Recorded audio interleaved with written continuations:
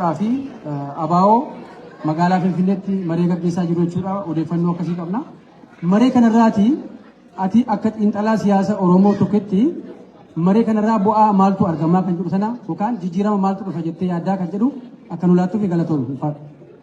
Daqiiqaa 15 manaa ba'uuf deemnaa wanti gaafattanis akka isinii deebi'u yoo barbaaddan gaafii tokko qofa dadda.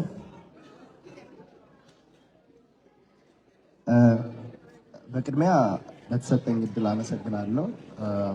ጀዋርን በዚሁ እድል በመጠቀም አመሰግናለሁ።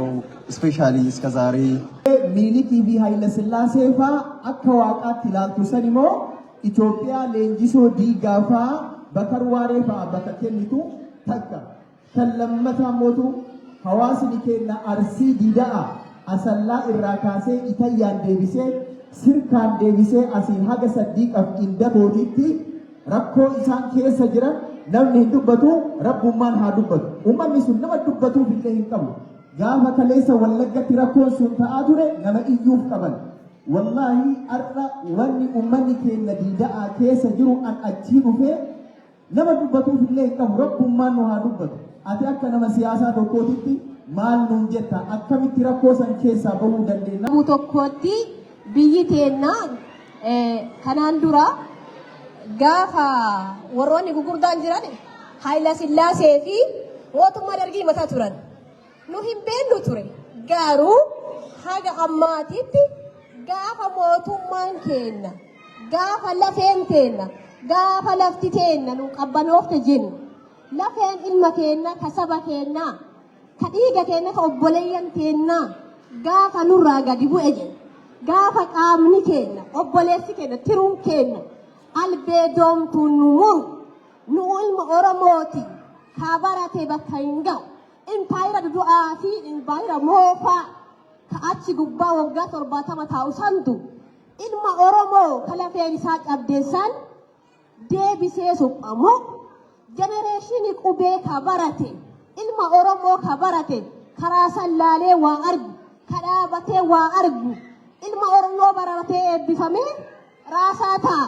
warri umriin isaanii umrii 70 80 achi gubbaa ta'an santu ilma Oromoo lafa ilma Oromoo deebisamoo Oromoo nu ijaaramoo Oromoon teenna taguu bakka qabde maalin bakka nu buuti galatoomi hedduu galatoomi gaafii lammataa Haacaaluu Hundeessaa lafee dudda Oromooti lafee ilmaan Oromooti gaafa lafeen isaa lafa dabalamte halkanii guyyaa nutti gurraache gara galu dhabne gaafa ammoo dhiyootan ati gadi baatee gumaa Haacaaluu Hundeessaa gaafa walaba ta'e qaama walaba ta'eetu yoo qortateetti san xiqqoo hafuurri nu deebi'ee ture akka waan inni boollabeeti jechuudha. Garuu nu'uu walaba hin qabnu biyya walaba qabdee hin qabnu qaamni walabaa suni situ beekamoo mootummatu beekamoo akkamiin qaama walabaa kana sirraa dhageenya. Aanaa fantaallee raawwatamu waan baay'ee nama gaddisiisu. Biyya kana keessatti uummata hedduutu jenosaayid jee odeessa. Himata. Oromoon ni jaa, Tigreen ni jaa, Amaarri ni jaa. Yoo dhugatti uummanni sanyiin badu jiru biyya al tokko uummata aanaa fantaallee kana. Literaal uummanni humbar qabalee jaha moo kanaa bar qabalee kuran waan gaanatti fakkaatu. Qabalee saddeet waan akkasiiti. Uummata kana dabaa eega rabbiin dachi bareedduu irratti qabachiise uummata kana. Bishaan Awaash kuni pampii malee yaa naannoo sun. Gaafa gosoota lama naannoo sanatti lameenuu obokee jiran fakkaata. Warra Jiilleetii fi warra Karrayyuu akkasumas ituu wal bira jiru kana rabbiin qabeenya kannee fi qabeenyuma san diinatti godhe. Eega warshaan sukkaraa wanjiitii fi mataara kun dhaabate uummata Jiillee olmoos guutuma dhaban godhan qooqaa gaafa jaaran. Warra akaakoo kee qubachiise hundaa jira gamas geessee jechuudha. Facaanii uummata Karrayyuu fiduu kanaas osoo dhiiban dhaban godhan. Amma gamaa gamana asiin uummata biraatiin waliin buusan asiinidhaan amma immoo abbootii gadaa hunda jalaa fixaniiti bifa adda addaatiin deemaa jiran jechuudha. kun waan himamee dhumu miti gadaan beekuun ooltu hoggaan biyya gale manguddoo sanillee finnee projektii tokko eegalle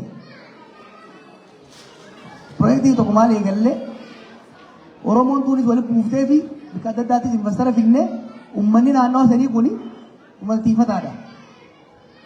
Warshaan sukkaraa sun piraayivetaayizii waan ta'u deemu dhuunfaa gurguramu waan deemuuf uummanni sun parsantii hanga ta'u keessaa akka bitatee achi keessaa akka qabeenya qabaatan socho'aa turre yoo beekte. Abbootii gadaa isaanii rabbi raamataa godhuuf warra amma ajjeesan kanaas dabalatee ka ituutis ka karrayyuutis ka jiilleetis gama gamana walitti illee inisheetiivii tokko eegalle. Maal godhan beeytanii ituu karrayyuu waliin naqan. Ijoolluma islaawaa beeku abdullee waliin naqanii sabboota isa kasilaa waliin baafnee kaampaanii isan binnuuf isaan araarsuu irratti yeroo dhabamsiin. Namni kanaa isaan godhe nama araarsaa barbaadaa jedhaniin itti gaafatama nageenya Oromiyaati. Nama booda kan abbootii gadaa san ficcisiise keessaa jechuudha. Maaluma isaan godhe uummanni miskiinni kun ibiifuu firii lama nama walitti bu'u karrayyuu barka gartan gaafa gaala ooffatee dhufee adaamatti aannan gurguratuu fi nu duratti bar baasoo qofaan si'a bar namni barate baasoo qofaan si'a nu duratti ijoollee jenereeshinii dura kunoo ijoollee tana bar tanaahu faawundeeshinii guddinaa tumsaatu dhaqee barsiisa. Tanaahu keessaa fixanii dhumte hanga takkaatu hafee ala kanatti. Amma amataa gadaa dhugaatti yoo jedhu isaanii Itoophiyaa jiraate karrayyuu irra raawwatan. Literally isaan irra raawwatan. Kanaaf odeeffannoo na ergaa taaziyaa maan dhumne fayyadteef abbootii gadaa sana hoggaa ajjeesan rabbiin hoggaa haa qabaatu ta'e irra mari'ataniiti walgahii taa'anii waraabde warri walgahii irra ajajni hoggaa dhufu poolisiin amanuu itti waraabde jara sana. Ragaa wajjin abiyyi bira geessan manguddoon karrayyuu ture. Dhaggeeffateeti jara ajjeesan seeraan dhiyeessuu dhiise karrayyuu qawwee fayyadee qawwee dhibba qawwee dhibba tokkotti kennee ni kijibee. Zulmii biyya sanii dalagamu jiru bar. I'm not even scratching bar. Warri mootummaa san deeggartan faa talk to me privately. I will tell you something that will make you sick. Miskiinan hoggaa itti dhaqan. Hoota jila taa'u jiranii itti qalanii yaachisanii jibbifachiisanii fixanii ijoolleen lama irraa hafte. Ijoolleen lamaan sun baate dhugaan bahe garuu yakki sun itti fufee jechuudha. Taaziyaa eenyu dhayina rabbiiti uummanni ni jiru. Hin jiru warra karrayyuu eenyu taaziyaa dhayita qe'ee hin jiru qe'ee hin qabu. Amma maqaa volkaanootis buqqaasan dachiisan irraa fudhachuudhaaf. It is very fertile soil. Amma achi qofaan inni gama arsiitinis gara booleetis gara nuuraa weeraatinis maqaa shanee jiru uummata isaan godhanii jiran. Kanaaf natti ergi goofallimis waa hunda namni keenya gargaaruu qaba. Linkis poostii godhaa namni keenya illee gargaara. It's waan hin beekuuf it's personal. It's painful wanni naannoo sanitti ta'aa jiru jechuudha.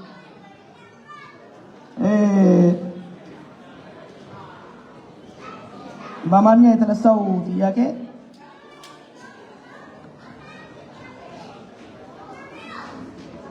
ነፃነት በነፃ አይመጣም፣ ለውጥ በነፃ አይመጣም። ሳክሪፋይስ ግዴታ ነው። የስትራቴጂክ ሚና ኮስት ቤኔፊት አናሊሲስ በማድረግ በተሻለ መስዋዕትነት ለውጥ ማምጣት ነው። እንግዲህ የምትነድፈው ስትራቴጂ ከነባራዊ ሁኔታ ከነባራዊ እውነታ ጋር የተመጣጠነ መሆን መቻል አለበት። የስርዓቱ የገዢ ስርዓቱ ወይም ያገዛዙ ሁኔታ ማህበራዊ፣ ፖለቲካዊ፣ ኢኮኖሚያዊ፣ ወታደራዊ አቅም የራስህ ማህበረሰብ የህዝቡ ስነ ልቦናዊ የአንድነት የተለያዩ ፋክተሮች የኢኮኖሚ አቅሙ ጥንካሬ ህጋው ነው። ያንተ ጥንካሬ ሌላው እንደሚል በደንብ አሰስ አድርገህ ነው መሄድ ያለብህ። ስለዚህ እሱን ድሮ በቲዮሪ ተምረን ሰርተን ተሳክቶልናል፣ ፈጣሪም ረድቶን። አሁን ደግሞ ልምድም አለ። ድሮ የቄሮን ትግል ትልም ስናወጣ አብዛኛውን በቲዮሪ ነበር። እኔ በ17 ዓመቴ ነው ከዛ ሀገር የሄድኩት። ለውጥ ከመጣ በኋላ ደግሞ ኢትዮጵያን ድሮ በሩቅ ነበር ማየት፣ በሩቅ ነው ያጠናኋት። አሁን ደግሞ ሄድኩና ቀረብ ብዬ አየኋት። ታስሬ ደግሞ ከወዲቃ ውስጥ ነው ያየኋት። I think I have a better understanding now to design. ያለን ልምድም ያለን እውቀትም ያለን ኢንፎርሜሽንም ያለን ኔትወርክም I think strategically we are more advantageous than the regime. የአብይ ኢትዮጵያና የመለስ ኢትዮጵያ አይደለም። የአብይ ኢትዮጵያ ከመለስ አይደለም ከኃይለ ማርያም ኢትዮጵያም የተላከመ መንግስቱ ስርዓቱ ሀገረ መንግስቱና የስርዓቱ ማለት ነው። ጠንካራ ያላቸው deadly ናቸው። they are extremely deadly but ineffective killers ናቸው። ስለዚህ we have our own approach where to go. የሚቀጥለውን እንዳይደገም እንዴት እናደርጋለን? አንደኛ የራሳችንን ሂደትም እናጠናለን። That's why I encourage you to read the book. I dedicated significant portion of this book to የጥናት ምዕራፉ፣ የዝግጅት ምዕራፉ፣ የሙከራ ምዕራፉ፣ የዘመቻ ምዕራፉ፣ የማገባደያ ምዕራፉ፣ የሽግግር ምዕራፉ እያልኩ ነው የከፋፈልኩት። የሚቀጥለውን በዛው መልኩ ከፋፍለን በዝግጅት ነው። እኔም ማምነው ፖለቲካ ልክ እንደ ኢኮኖሚ፣ እንደ ኢንጂነሪንግ፣ እንደ ሜዲሲን በጥናት ላይ በምርምር ላይ በዝግጅት ላይ መሆን አለበት። አንድ ሀገርን እንደ ፔሸንት እንደ አንድ ታማሚ ሰው ከወሰድከው የመጀመሪያው ስራ ዳያግኖሲስ ነው አይደለም እንዴ? መመርመር ነው። በቂ ኢንፎርሜሽን በላብ በተለያዩ እኛ ግን ሶሻል ሳይንስ ባለው መካኒዝም ማጥራት ነው። ከዛ በኋላ ያለውን ኦፕሽን ወይ አድርጎ ወደ ፕሪስክሪፕሽን ይኬዳል። በዛ ሂደት ውስጥ ከዚህ በፊት የደረሱ ጉዳቶች፣ ስህተቶች እንዳይፈጸሙ የራሳችንና የራሳችን ሀገር ብቻ ሳይሆን የሌሎች ሀገሮች ተሞክሮ በመማር ማስቀየር ይቻላል። ደግሜ እንደምለው ለምሳሌ የኬሮን ትግል ፕላን ስናወጣ፣ የሰላም ትግል ፕላን ስናወጣ ሪጂም ቼንጅ ነበር መጀመሪያ ስናስብ ነበር። ሆኖ ግን የአረብ ስፕሪንግ ሪጂም ቼንጅ ሳይሆን ወደ ሲቪል ዋር እና ስቴት ኮላፕስ ስላመጣ ወደዛ መሄድ ስላልፈለግን ወደ ትራንስፎርሜሽን ሄድን። አሁን ባለበት ሁኔታ ስርዓቱ ብቻ ሳይሆን ሀገር መንግስቱ የተዳከመ በመሆኑ የሶሻል ፍራግመንቴሽኑ የኢኮኖሚክ ዊክነሱ በጣም ዴንጀረስ ደረጃ ላይ ስላለ ከፍተኛ ጥንቃቄ ይፈልጋል። so we have to be surgical። እንደ ካንሰር ካየው ህመምተኛውን ግማሹን በሰርጀሪ ግማሹን በኬሞቴራፒ ግማሹን በዱዓ ማስተካከል ግዴታ ይሆናል ማለት ነው። that's why we have to be very careful። በእኩልነት ታምናለህ፣ ሰሜኑ አይቀበልም። አንዳንዴ ሪጂድ የሆኑ ፖዚሽኖችን ወይም ደግሞ አንዳንድ ሰዎች ከዚህ ከዛ የሚሉትን ፖዚሽን መውሰድ ትክክል አይደለም። የፖለቲካ ኃይሎች ጥያቄያቸውን ለጥተው ማቅረብ ችግር የለውም። ለጥቶ ማቅረብ ለምሳሌ ከብት ገበያ ስታወጣ ለመሸጥ ያሰብከው አይደል ነው። በሬ ስንት ገባው? 100,000 ነው መሰለኝ። 100,000 ለመሸጥ አስበህ 150,000 የምትጠይቅ ወይዲ ብዬ መሄድ የለብኝም። I have to provide reasonable offer, counter offer። አንድ ነገር ግልጽ መሆን አለበት ዛሬ ውስጥ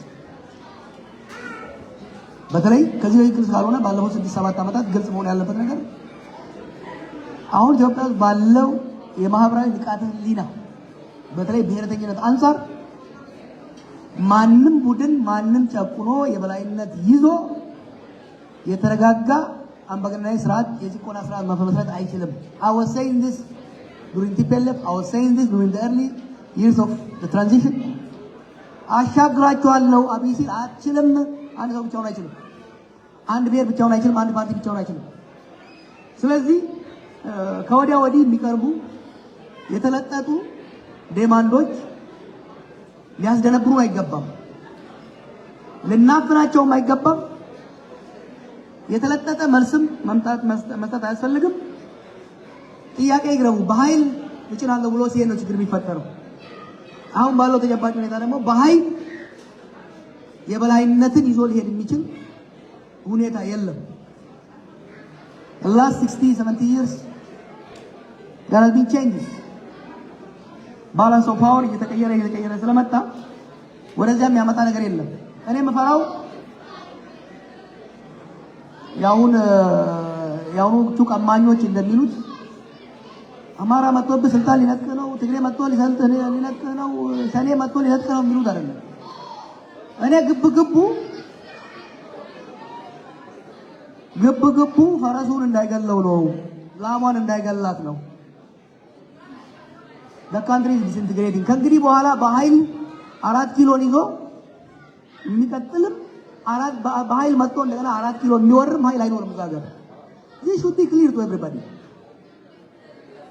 የለም ያለው አማጺ ኃይልም የተበታተነ ነው። ያለው መንግስት ኃይልም የተበታተነ ነው። ጦርነት የተወሰነ ብልሃትነትና ስግነትን በሀገራችን ውስጥ አምጥቷል። ያንን ድል ተጠቅመን የተረጋጋ የፖለቲካ ውይይት ለውጡንም በተረጋጋና በደም በተሰላ መልኩ ካላመጣ ነው በስተቀር ሁሉን የሚያከስር ሁኔታ ነው የሚፈጠረው። ስለ ፍትሃዊ የስልጣን ላይ ሀብት ክፍፍል ኢኩዊታብል ዲስትሪቢዩሽን ይሰማስ ማልቲናሽናል በሆነ ሀገር ውስጥ ማልቲ ኤትኒክ ማልቲ ሪሊጂየስ ዳይቨርስ በሆነ ሀገር ውስጥ ኢኩዊታብል ዲስትሪቢዩሽን ኦፍ ዌልዝ ኤንድ ፓወር ኢዝ ነሰሰሪ። ከዛ ውጪ የተረጋጋ የፖለቲካ ማህበረሰብ መመስረት አይቻልም። አሁን የከሌ ዶሚኔሽን በጣም ቀላል ነው። የፌደራል መንግስቱ የሀብት እንዲሁም የሰው ኃይል ስምሪት ኦዲት ማድረግ ነው። የፌደራል መንግስቱ የሀገራችንን ህዝቦች መምሰል መቻል አለበት። የሀገራችንን ብዛትነት ሪፍሌክት የሚያደርግ መሆን መቻል አለበት። ስለዚህ ኦቨር ሪፕሬዘንትድ የሆነውን አቆም አድርጎ አንደር ሪፕሬዘንትድ የሆነውን ፕሮሞት እያደረጉ መሄድ ያስፈልጋል። ካናዳ ነው የምትኖሩት። በተለይ ካናዳ የምትኖሩ ይሄንን ማስተማር አስፈላጊ ነው ብዬ ነው የማስበው። ከግብጽ ጋር ተነስቶ ለተነሳው ደጋግሜ ነው የምጽፈው። መጽሐፍ ውስጥም ጽፌያለሁ። አንድ ጊዜ አልኩኝ እነሱ ሀገር ሁሉ ሄጄ ታስሬበታለሁ። የግብጽ ፖሊሲ ኢትዮጵያ ላይ ስትራቴጂ 3 ነው። የውስጥ ግጭትን ማባባስ፣ ከጎረቤቶቻችን ጋር ማጋጨት፣ የዓለም አቀፍ በተለይ የፋይናንሻል ተቋማት የኢትዮጵያን ልማት እንዳይደግሙ ማድረግ ነው። 3 ነው ስትራቴጂያቸው። ሁለቱ በእኛ ስህተት የሚፈጠሩ ናቸው። ማንም የውጭ ሀገር መጥቶ በአንተ ሀገር ውስጥ አማጺ ሊመሰረት አይችልም። ማንም የውጭ ሀገር መጥቶ ሀገር ውስጥ ግጭት ሊፈጥር አይችልም። የደረቀ ሰንበሌጥ በሌለበት ክብሪት ስትጭር ብትል አይለኮስም። ከንጉሱ ዘመን ጀምሮ እስከ አሁኑ ዘመን የውስጥ ግጭቶች ምክንያት የውስጥ ፖለቲካ ችግር ነው። በተለይ አምባገነናዊ ስርዓቶች በተወሰነ ብሉ ላይ የሚያደርጉት በደል ተቃውሞን፣ አመፅን ይፈጥራል። በተለይ ደግሞ በጠመንጃ የሚያምጽ ኃይል የውጭ ድጋፍ ያስፈልገዋል። ድጋፍ በሚፈልገው ጊዜ ደረስኩ ይለዋል። ሶ our strategy should be የውስጥ የፖለቲካ ሽኩቻዎችና ልዩነቶች ቡድኖች ተገፍተው ወደ ትግል እንዳይገቡ ማድረግ ነው። we must silence the guns። የፖለቲካ ልዩነቶች በጠረጴዛ ዙሪያ የሚያልቁበትን የፖለቲካ ስርዓት እስካላመጣን ድረስ ግጭት በተፈጠረ ቁጥር ኢጂፕት ቢደር እነሱ ብቻ አይደለም። አሁን ደግሞ ድሮ ግብጽ ነች። አሁን ግብጽ እንኳን የተወሰነ ብዙም ገንዘብ የላቸውም እነሱ ወለዳችን ነው። ከነሱ የበለጠ ኢንካይንድ የሚበትኑ በጣም አግሬሲቭ የሆኑ ሚድል ፓወርስ ኢመርጅ አድርገዋል በአሁኑ ጊዜ። በተለይ ደግሞ የአሜሪካ ክራይሲስ እየቀጠለ ሲሄድና ቻይና ሳትሞላ ባለችበት በሚቀጥሉት 20 ዓመታት ውስጥ የሚድል ፓወር አቅም በጣም እየጨመረ ነው። ባለፈው 6 ዓመታት በኢትዮጵያ ውስጥ ከአሜሪካ የበለጠ ከፍተኛ ተጽዕኖ የነበራት ኢሚሬት ነች። so we have to broaden our analysis። ሁለተኛው የግብጽ ስትራቴጂ ከጎረቤታችን ጋር ማጋጨት ነው። ስለዚህ የኛ ካውንተር ሪስፖንስ መሆን ያለበት ከጎረቤቶቻችን ጋር ሙቹዋል ትረስት ሙቹዋሊ ቤኔፊሻል የሆነ ፖለቲኮ ኢኮኖሚ ስትራቴጂ ማምጣት ነው። ወደ ሪጂናል ኢንተግሬሽን መስራት አለብን። ከኤርትራም ጋር ሆነ በተለይ ተመሳሳይ ሶሾ ፖለቲካል ኢኮኖሚክ ኢኮሲስተም ያለን ሶማሌዎች፣ ኤርትራዎች፣ ኢትዮጵያ የአንድ የፖለቲካ ኢኮኖሚ ነው ያለው እዚህ አካባቢ። የፖለቲካል ኢንተርዲፔንደንሱና ኢንቴግሬሽኑ ማፋጠን ላይ ያነጣጠረ ስራ መስራት አስፈላጊ ነው። ሉክ ለመጀመሪያው 5 ዓመት አብይ ከሰራቸው ጥሩ ነገሮች ውስጥ በሶማሊያ ጉዳይ ከዛ በፊት የነበሩ መንግስታት የሚያደርጉትን ጣልቃ ገብነት መቀነስ ነበር። ህዝብን የሚያታልልበት አሻንጉሊት ሲያልቅበት የህዝቡ ልብ ትርታ የት እንዳለ ስለሚያውቅ የባህር በር አገኘሁላችሁ ፈጣሪ ይመስገን ብሎ ለ5 ዓመታት ጸረ ኢትዮጵያ የነበረው አመለካከት አንቲ ኢትዮጵያን ሴንቲመንቱ የቀነሰውን ህዝብ አስደነበረው፣ አስቆጣው። ነርቶ በግብጽ እጅ ሰጣቸው። ግብጽ ሶማሊያ ላይ ተሰምታ ታውቃለች? ከ2018 እስከ 2023-24 ነው። በራሳችን ጎል ላይ ማኖ እየነካን ለምን ገባብን ማለት አይቻልም። So our relationship with our neighbors has to be we have to be very very careful. በተለይ አሁን ከኤርትራ ጋር የሚደረገው ተያይዞ የተነሳ ጥያቄ ስላለ ሎክ አንዳንዴ በጣም የሚያሳዝን ነገር ነው። ሚስማኔጅ የሚደረግበት የሁለቱ ህዝቦች ግንኙነት ገና ከጅምሩ ከንጉሱ ዘመን ጀምሮ ስህተት በስህተት እልህ በእልህ ሄዶ 1991 93 ኤርትራ ኢንዲፔንደንት ሀገር ሆነች። ግን መቋጫ ያላገኘ ፍቺ ነው የሆነው። unfinished divorce ነው የሆነው። settled ያልሆነ ዲቮርስ ሆነ። we became two states። ግን የኢኮኖሚ ግንኙነታችን ዲፕሎማሲያዊ ግንኙነታችን ምን ይሁን ተቋማዊ በሆነ ኢንስቲትዩሽናል በሆነ ህዝቦችን ባሳተፈ ትራንስፓረንት በሆነ መልኩ ከማድረግ ይልቅ በጊዜው ስልጣን የያዙ አመራሮችና ፓርቲዎች gentleman's handshake relationship between two countries, particularly two countries that have troubled past, it cannot be gentleman's handshake. It has to be robust, comprehensive and transparent. We pleaded with Abiy in 2018. By the way, 2017 ጀምሮ ነው 2016 ጀምሮ ነው ከኤርትራ ጋር ኢኒሼት ያደረግነው። As soon as we knew transition is coming, we approached the Eritreans. Restoration of peace, restore ማድረግ ብቻ ሳይሆን እነመለስ ጊዜ የተፈጸመው ስህተት በዚህኛው ለውጥ እንዳይፈጸም ኖርማላይዜሽኑ ኮምፕሬሄንሲቭ በሆነ ድርድር እንዲሆን we pleaded with both sides። ነገር ግን የሁለትዮሽ የሰላም የልማት ስምምነት ኮምፕሬሄንሲቭ ከማድረግ ይልቅ ህወሓትን የማናደጃ ከፊንፊኔ አስመራ በመቀሌ ላይ ተራምዶ የመጨባበጥ ዋር ፓክት ሆነ። instead of a comprehensive peace agreement it became war pact። እያለ go back and see our interviews እያለ ጠላት ሆነ መጨረሻ ላይ the result was disaster። 2022 መጣ። ከዛ ሁሉ ጦርነት ተቀጥ በኋላ እንደረን አፕ ፕሪቶሪያ የኢትዮጵያ መንግስትም የውጭ ዲፕሎማቶችንም ይሄ ጦርነት የአራትዮሽ ጦርነት ነው። የኤርትራ ጦር፣ የትግራይ ጦር፣ የአማራ ኃይሎች፣ የፌደራል ጦር የተሳተፉበት ነው። ሰላሙም አራቱን ያሳተፈ መሆን አለበት። there has to be 4 chairs at this table። አለበለዚያ it's just rearrangement of warring parties, rearrangement of the war coalition የሚሆነው። we pleaded with them nope እና አብይም አልፈለጉም። የነሱ የውጭ አጨብጫቢዎችም አንዱ ችግር እኮ they send C grade የሆኑ ሰዎችን ነው እዛ የሚልኩት። ኮምፕሬሄንሲቭ የሆነ አንደርስታንዲንግ የሌላቸው ሰዎችን Pretoria became instead of a foundation, instead of a starting point for new comprehensive political settlement, it became a starting point for new formation of war alliance። ዛሬ ምንድነው እየተሞከረ ያለው? ላስት መንዝ ስጽፍ ብዙ ሰዎች ጦርነት ብቻ ነው ሊሰማ ሲሉ ነበር። what was I saying? be careful። አብይ መጀመሪያ ላይ ምን ፈለገ? የትግራይ ኃይሎችን ይዞ በአንድ ይዞ መዝበት ፈለገ about 2 years ago። ተረባርበን አከሸፍነው። የትግራይ ኃይሎችን ሌሎችም ተረባርበው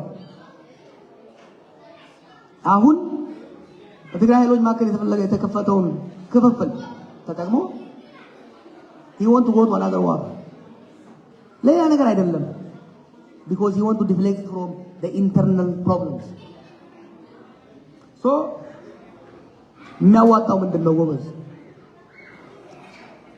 as Ethiopia let me speak Ethiopia cannot afford any more war አይደለም ከሌላ ሀገር ጋር ከሌላ ቀበሌ ጋር አንችልም ጦርነት we cannot our mission should be our objective should be to stop all ongoing wars and prevent any new ones የኤርትራ መንግስትም ቢሆን ከዚህ በፊት ሁለቱም መንግስታት አንዱ ያንን ተቃዋሚ የመደገፍ አንዱ በሌላ ውስጥ የመግባት ሂደት አለ ይሄ አውዳሚ ነው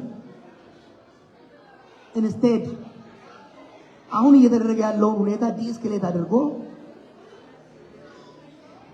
ሁለቱ ሀገሮች እንደ ሁለት ሀገር የመደራደር የመነጋገር what are we fighting over what you know 1998 ምን ብለው ነው የቀለዱበት what did I say to ኢሳያስ እንመለስ two bold men fighting over ኮምፕ ኮድ ያሏቸው you remember because they are fighting over a bad minute look ኢትዮጵያ የኤርትራን ወደብ ያስፈልጋታል የኤርትራ ኢኮኖሚ ደግሞ የኢትዮጵያን ማርኬት እና ፕሮዳክቲቭ ካፓሲቲ ያስፈልገዋል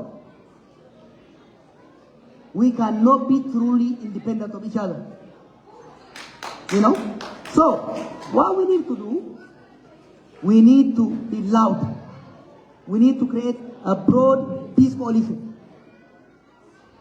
ከኤርትራም ከኢትዮጵያም ከተለያየ ወገን at a minimum no war we don't want war not in my name እኔ ሰው ራሱ አብሮኝ ባይቆም I said it in the run up to the Tigray war I say it again I will do whatever it takes to make sure Abiy cannot take us to another war because in the ሀገር አንተርፍም ኤርትራም አተርፍም ኢትዮጵያም አተርፍም who are we fighting for why so እሱን በዛ እንትን እናድርገው ጋፊኒ ብራዱ ፈካ የኑሮ ውድነቱ ምን እናድርገው ላልከው ጦርነት ይቁም doesn't matter by the way ኢኮኖሚውን የገደለው መለስ ከሞተ ጀምሮ የቀዘቀዘ ነበረ በተለያየ ፖለቲካል ክራይሲሱ ነው political crisis led to security crisis killed the economy ጦርነት እስካልቆመ ድረስ IMF ምን ነው አሁን ሰጠን የሚሉት 10 ቢሊዮን ምናምን ትሪሊየን ቢሰጣቸው የተቀደደ ጀሪካን ነው የተቀደደ ጀሪካን ውሃ ብትጨምሩበት ይሞላል አይሞላም so stopping the war is necessary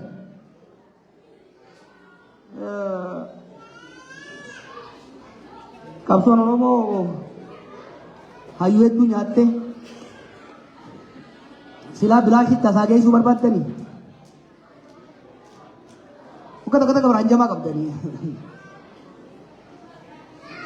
akka baay'ina keenyaatiin aarsaan dhuga falle xiqqaadha dhugaa nama qaqqaalii nama bareedaa gurguddaa dhabne baga dhabne osoo dhabuu baanne namaa huntaanu nutulleen itti wareegamne tuffatamaa dhiitamaan jiraanne osoo hayyoonnis maqaa dhohitan sun sodaatanii hayila fitaa fakkeenyaaf German to Hamburg. He's a brilliant professor. Achi ta'uu danda'a. Baaroo Tumsaa successful ministeera fedhe nama ta'uu danda'a. Jaarraa Abbaa Gadaa ilma fiudaalaati bara ilma tujjaaraa. Waaqoo guutuus akkas. Sadoof qananii yeroo sanii san laalanii osoo ta'anii turreen hun xaraaranii nutis wadal harree taanee wajji fufna turree jechuudha. Wadalummaa harree jalaa arsasaan nu baasa nutis wadal harree taane ilmaan keenya harree biraan goone ni qabsoofnaa jechuudha waa'ee marii kaabaa ofii abaa'oo jaarnoonni ibsa kennanii jira wanni beekamuu qabu ejjannoon rakkoon biyya sanii Oromiyaa Itoophiyaa mariin furamuu qabdi jedhu ejjannoo dhaabbilee lamaaniiti durumaa'u gaafa biyyatti gallee irraa kaafne yaalii hedduu goone keessatti rakkoon Oromiyaaf taate rakkoon Itoophiyaadha afaan qawweetiin osoo hin taane mariidhaan furamuu qabdi. Mariidhaan nuti qophiidha. Ibsi yeroo hedduu hunda bahu kanu. Kan didee wayyaaneen Muhammad 27 caccabsee isin bulchine yaadis isin bulcha. Wayyaaneen Muhammad 27 Tigraay keessa opposition tokko hin turre Oromiyaan leen jiraatu jee humna hin qabneen fadhiidummaa isaa irraanfatee harka laamshaadhaan nu dha'uu deeme harki irra caccabe Abiy Ahmed. Kanaaf wanti paartileen amma godhan ammas mootummaatu eegale isaanii miti. This was initiated by Abiy Ahmed. Maaliif? Baatii sadii dura dippiloomaatonni dhaqanii kadhatan marxifatanii jibbiiffatanii marii obbo wajjin gootu irra deebi dide. Yoo xiqqaate warra siviilii kan hojii haasa'e hin barbaadu. Hidhateetiin jira. Xiqqoo rarraasnaan. Abiy Ahmed booyinaa jaldeessaati. Abbaan irree booyinaa jaldeessaa ni beektanii? Saataa jaldeessaa? Haalaan jaldeessaa hoggaa ta'e jalatti qabatee dura ni dhaatata. Bokkisee gamaa gama utaalee. Yaani damee kana cabsee darbe. Aduma tolsiituun albaatii gadhiisa. Aduma tolsiituun ilmoolee isaa gad darba. Gaaf kaaniif lafa baddaa jechuudha. Wanni inni amma godhaa jirus laafatu. Kaayyoon inni deemu maali? Tokko araaraan barbaade jeeti qilleensa amma deemu kana jalaa ba'u fedhe. Harreef yaadate Oromoon tokko ta'uu qaba.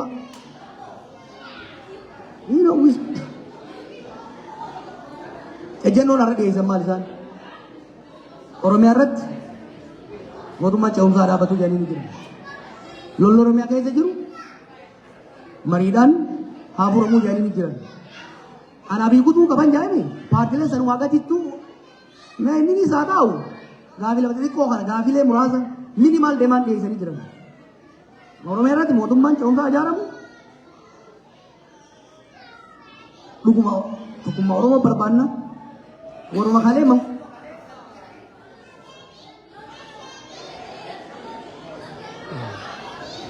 Try.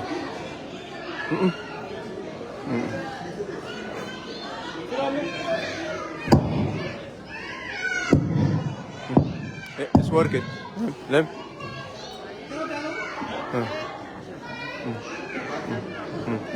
More battery. Me. Okay, let's see. Okay. So,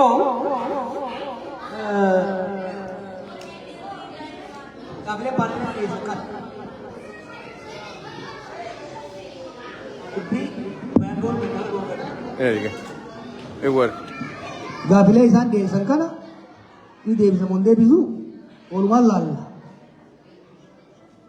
Aan akka kiyya yoo na gaafattan Abiy Ahmed aangoo irra jiru mariin ilaaf ilaameedha ta'uu hin danda'u jeetiin jala mureetiin jira. Kan ammoo qabatamaan lola Tigraay kana akka achi hin geenyeef gaafa dhayinee irraa kaafne every time we tried jarrinis gaafa singalleeftu koree jaarree koree manguddoota gama biyyootis gama abaa'ootis adda addaa jiran warra tippellee firraayis dura tole jeeti boodatii dubbiin amaara Oromootuun gadi fagoodha mariidhaan jenneeti eegallo golee cuufaa isaan keessaa kan namni jiru ofee dhaamsi. Amma Oromoo wal jidduutti wal hubachuu qabdii jedhanii girgii godhan kana baatii jaha hayyuun Oromoo beekan Oromoo irra bichaate gaaddisa Oromoo gadhaabu. Kuudee kanarra godhuuf deeman jee garagalchu. Hidhaa baana. Amma sadeen isin calli jettan kana yoo xiqqaate initiative lama kanaan keessa hirmaatee ture. Tokko marii Oromoo fi Amaaraa lammaffaa fuuneeti ministeera nageenyaa jalatti amma ambaasadara ta'ee DC dhufe kana inni ministeera ture. Alamuu Simeeyaa keessa jiran, Dr. Biqilaa fa'aa keessa jiran. Mootummaan raayis, mormitoota raayis, Amaarrii fi Oromoon ni jira jedhamu kan biyya jiru hundi walii gahee gargaarsa gamaa gamaa barbaanne US raayis, UK raayis, Poland raayis finne. Marii goonee jechuudha. Marii eegalle. Warri akka kiyyaa kun yoo keessa jiran inni baara jenneetti keessaaf leef duubumaa gargaara. Marsaa lama deemee namni waan siireesii waliin haasee beekaa qabsa wanni faalloo jedhamu sun hin jirtu. Fincilli kun hin jiru. Amaara keessaa warra achi hirmaatu hidhaa mootummaa deemee warri mootummaa akka hin hirmaanne godhee diigee jechuudha. Ta'uu wajjin godhamte eegaan bahee keessaa wanni suduudaan irratti hirmaate marii booda Tanzaaniyaa tas beekan. Carraaqqii meeqan gama adda addaatiin warra oboos fedhii isaatiin miti gara humna waraanaatiin tireeyineeti tole jee harka 95 walii galan 95%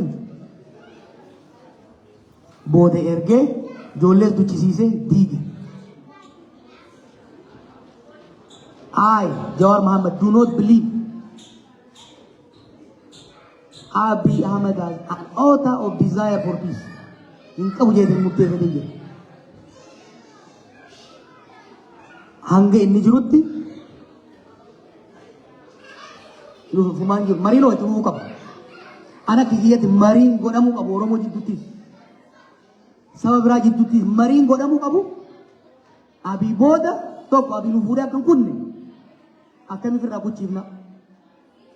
Lama abii booda daal gaafila reefu kaafta waa'ee mooyyale sun fanji mallasaan nu kaaya. Kun sandaran biyya adda facaaseetu waliin naqee biraa deemu deemu. Isa booda namni keenya biyyi keenya koliin finne. The discussion should be, we shouldn't really waste our time with him. The discussion should be how to save our people and our country from Abiy, how to ensure there is no further disintegration after Abiy. Discussion should be about post Abiy. Namni mootummaa san keessa jiru yoo ala kana waa tattaate malee namni gurbaan kun hanga jirutti nageenyi ni dhufa jee amanu tokko hin jiru warri bira jirus garuu carraa marii jirus fayyadamanii hoggaas ijaaraaf gabbaanii mana mijaanii dhaqanii waan tokko tokko waliin haasa'uun gaariidha. Manguddoota na bareedna abaariidha. Manguddoonni waan yaada idu warra dardaraan ni dalayna. Isaanii soo taate haa deemanii nutullee ni deemna garuu teenyee nageenyi sheetaan irraa namatti dhufu hin jiru. Kan waan kaasee waa caalu kan akka haftan maaliif hin dubbanne beektanii? Sirna kana jalatti haqa barbaaduun hattuu wajjin maallaqa si jalaa bade hattuu si jalaa ta'e wajjin barbaaduudha. Namuu ni beeknaa bara. Eenyu maaliif akkamitti kaja'u ragaa qabatamaadhaan gadi baasanii warra balleessan adabu. Amma maksa karrayyuu takkatti namana tokkorri isaanii ni beektanii yoo waraanuuf hin murteessin gadi hin baasin ija hin lukkisin.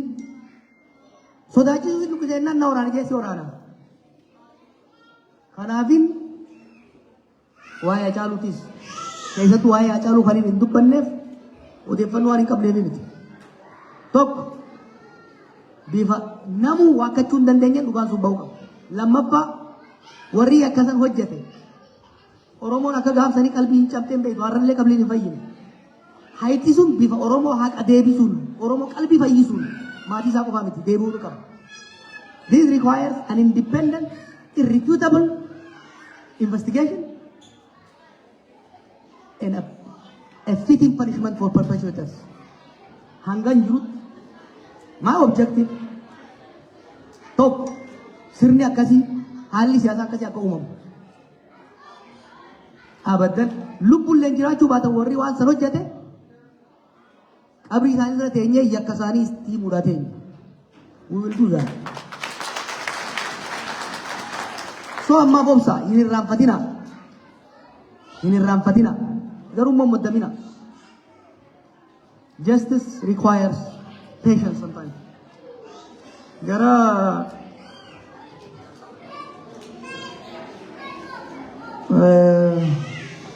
dhaamsa lamaa Magarsaati obboleettii dabarsite dhaga'ee yeetiin abdadha. Haala biyyi teenya uummanni keenya amma jiruun cal'isuun ulfaataadha.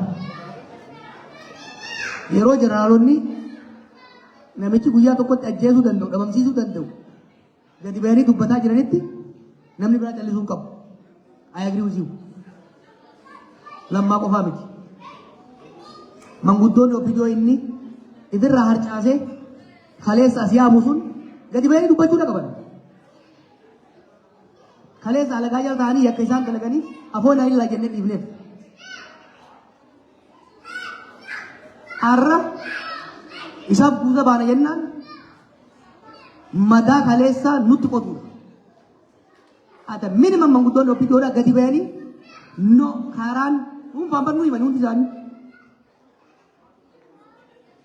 gadi ba'anii karaan madaa uummata kanarratti yeroo dheeraa raawwatan itti fayyisanii keessaa tokko karaan ittiin toobatan keessaa tokko gurbaan kun hin ta'u osoo jennuun isinis ni balleessa isiniif hin ta'u jaarmaa keessanii Oromoof hin ta'u Itoophiyaaf hin ta'u kuu osoo jennu ni beekna jedhan osoo hin beekin they did not know who he was. Fuudhanii achirra kaa'anii isaanis facaase biyyaas facaase.